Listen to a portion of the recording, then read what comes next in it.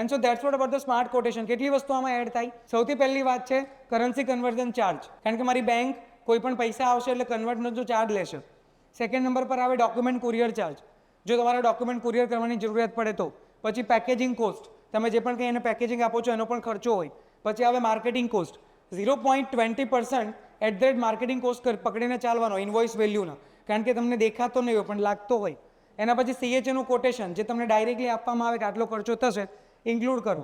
હેજિંગનો charge જોવાનો, મોટી amount હોય તો બેંક સાથે હેજિંગ કરવું પડે, કારણ કે ટાઈમલી પૈસા ન આવ્યા હોય ને થોડું ડિલે થાય અને જો કન્વર્ઝન રેટમાં ચેન્જ આવી જાય તો એમાં પણ તમને લોસ થવાના ચાન્સીસ છે.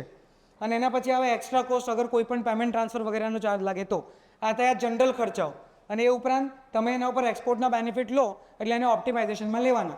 એક્ઝામ્પલ તરીકે પહેલું છે GSTનો બેનિફિટ, પછી ડ્યુટી ડ્રોબેકનો બેનિફિટ્સ, એના પછી રોડટેપનો બેનિફિટ અને એના પછી ફ્રી ટ્રેડ એગ્રીમેન્ટ.